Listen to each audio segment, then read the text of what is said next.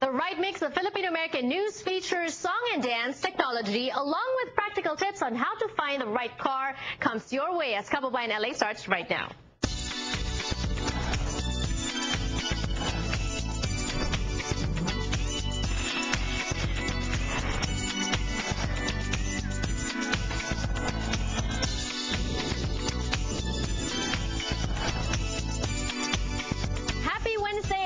You are watching America's first and only daily talk show for and about the Filipinos. My name is Janelle So, your Kababayan in Los Angeles, inviting all of you to please tune in on Friday. We have a very special Taiwan edition of Kababayan LA where we recap kung ano pong mga ginawa natin sa beautiful island of Formosa last May. A lot of shopping, a lot of food, and a lot of culture as well. So you'll learn more. Tune in on Friday. Also tomorrow, we're going to talk to a reluctant diva on Kababayan LA. But for now, for today, alamin po natin ang mga ginagawa ng ating mga kababayan para sa programa or palabas na tinatawag na Sayawit. We're going to be talking about that today on the show. Pero bago ang lahat, kamustahin po natin ang mga balita. Pinoy na Pinoy, Weekend Balita. Ronnie Ligo, Editor-in-Chief of Midweek and Weekend Balita. Hello and welcome to Kababayan LA. Magandang hapon po sa iyo, Janelle, at sa lahat po ng mga nanonood ng Kababayan LA. Alright, we started talking about this, I think last week, ang ating kababayang OFW in Hong Kong. There is a rule there that if you live in Hong Kong uninterrupted for 7 years, you can apply for your residency. Pero, excluded dito ang mga domestic helpers. Our kababayan is a domestic helper, but she's challenging this law and actually went on to apply for a permanent residency. Pero mukhang may sagot na ang Hong Kong government.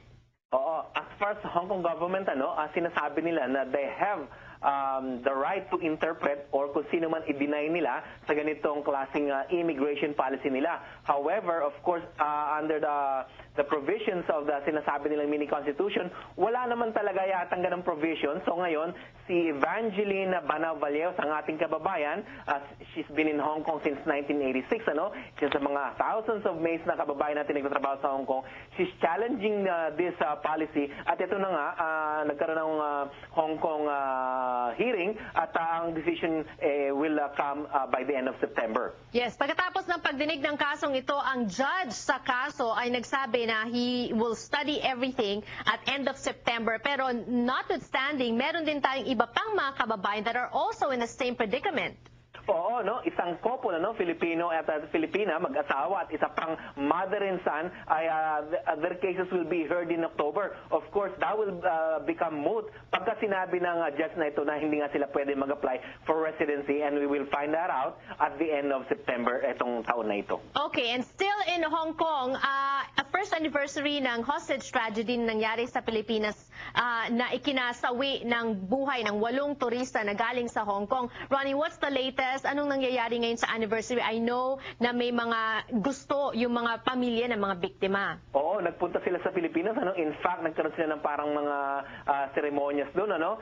Mga nakaluhod sila at nagdadasal sila for their own relatives who were victims of this tragedy na nangyari noong August 23, 2010. Ang nangyari ngayon, si Presidente Benigno Aquino, he will be visiting China at of course, however, sinasabi niyang ito ay nangyari sa Pilipinas, sa Manila, itong trahedya na ito, hindi yata tama naman na mag-apologize ang buong bansa, ang buong nasyon, because of one act of one deranged man na si Rolando Mendoza noong panahon na yan. Okay, Ronnie, let's backtrack a little bit for those that are not really fully familiar with this story. Ano bang hinihingi ng mga biktima?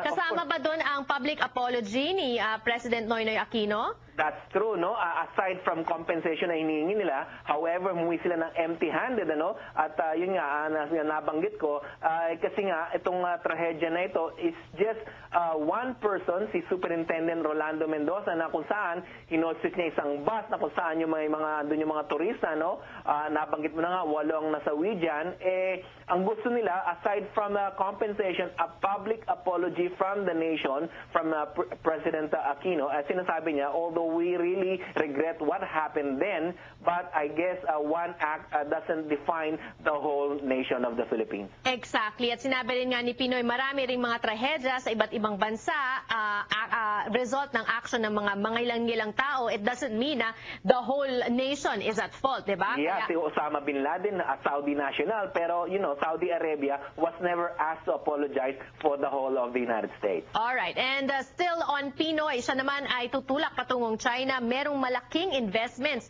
na halaga ng investments ang inaasahan ng government to get out of this. Yeah, we're targeting $2 billion, at $1.5 billion na nga yata rito with the B, mukhang makukuha natin from this state visit na kung saan 13 cabinet members and about 250 businessmen will go to China despite an ongoing issue with the Sprat list. Alam naman natin, nagkakagulo tayo dyan. May mga local fishermen tayo na mukhang binabaril yata ng mga Chinese army or whatever, or Navy dyan sa Sprat list. Pero ang pag-uusapan lang nila ay tungkol sa economic cooperation at walang issue yata na pag-uusapan dito sa Sprat list. Okay, when we say $60 billion investment mula sa China ang inaasahan ng Philippine government, what kind of investments are this? What kind of technology, industry? Saan ba nag-i-invest ang China? Oo, $2 billion, $60 million sa mining daw, energy, information and tourism, At alam naman natin ang China ngayon kayang-kaya na nilang mamili. They have a big disposable income, kayang-kaya nilang mamasyal. Hopefully matarget natin tong mga turista na ito. Ngayon currently we have Koreans na dati mga Americans ang dati nating mga biggest rivals, pero ngayon Koreans, and now we're targeting also Chinese nationals. And also sa sports, foreign affairs at cultural development dito sa ating bayan. At yun na nga ang tinatarget natin, $2 billion sana ang makuha natin from China. $2 billion. Alright, thank you so much, Ronnie, for that information. Alam ko, mas marami pang balita sa inyong mga pahayagan. Oo, midweek at weekend balita po. Hanggang San Francisco po tayo at Las Vegas. And of course, dito sa Los Angeles, buong Southern California. At ang aming website po, www.balita.com. Maraming salamat po sa inyo. Alright, more power to you. That was Ronnie Ligo, Editor-in-Chief of Midweek and Weekend Balita. Don't forget to check out the website, www.balita.com. Mas marami pa pong balita mula naman sa Kababayan LA. Don't go away.